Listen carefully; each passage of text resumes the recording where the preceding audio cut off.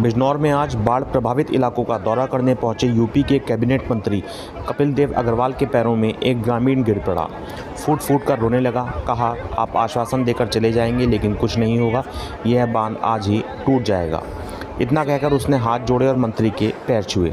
इस दौरान मंत्री ने उसके हाथ थामकर उसे ढांढस बंधाया। इस दौरान आसपास मौजूद कई लोग बोल उठे, सब बर्बाद हो जाएगा। मंत्री ने अफसरों को तटबंध की मरम्मत के निर्देश दिए। कहा, काम में कोई भी लापरवाही नहीं बरती जाए। दरअसल यूपी के व्यावसायिक शिक्षा एवं कौशल विकास मंत्री कपिल देव अग्रवाल सोमवार दोपहर 1:30 बजे गंगा बैराज पहुंचे। यहां अधिकारियों के साथ मीटिंग करी। करीब 2:30 बजे वहां से 6 किलोमीटर दूर क्षतिग्रस्त रावली बैराज स्थित तटबंध का निरीक्षण किया। मंत्री यहां करीब 1 घंटे से ज़्यादा समय तक रुके। लगभग शाम 4:15 बजे गंगा बैराज के शीश महल पर पहुंचे। अधिकारियों के साथ मीटिंग करी। तटबंध का निरीक्षण के दौरान एक ग्रामीण रोते हुए मंत्री जी के पैरों में पड़ गया। पैर छूकर तटबंध को बचाने की गुहार लगाई। कहा, सब बर्बाद हो रहा है, आप कुछ करिए। इतना सुनते ही मंत्री ने उसका हाथ पकड़ लिया, उसे ढांढस बंधाया। कहा, सब ठीक हो जाएगा। सुश्री मौसम हमारे सामान्य विधायक हैं, जिलाधिकारी हैं, सारे सिंचाई विभाग के अधिकारी हैं, सब लोग यहाँ पर पूरी जिम्मेदारी से अपना निर्वहन काम कर रहे हैं। गांव के भी सब लोगों का सर्वप्रथम धन्यवाद करता हूँ कि गांव के लोग पूरी जिम्मेदारी के साथ यहाँ बंदे को थामे रखने में, मिट्टी डालने में, पेड़ डालने में, कटान को रोकने में पूरा निर्वहन कर रहे हैं। सिंचाई विभाग भी लगाए। अभी आदरणीय स्वतंत्र देव जी माननीय मंत्री, उनसे मेरी बातचीत हुई है।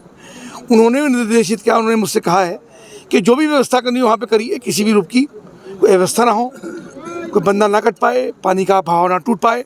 तो मैंने जिलाधिकारी को निर्देशित किया है कि जो भी व्यवस्था करनी पड़े सिंचाई विभाग के अधिकारियों को कॉन्फिडेंस में लेकर के बातचीत करा करके, यहाँ पत्थर डालना हो, यहाँ पे जाल डालना हो, स्टर डालना हो, तो जो भी यहाँ पे काम हो तत्काल प्रभाव से पहले से यहाँ पे काम चल रहा है। क्योंकि गंगा का प्रभाव को रोक नहीं सकता, गंगा का अपना प्रभाव है, अपना एक स्थिति है।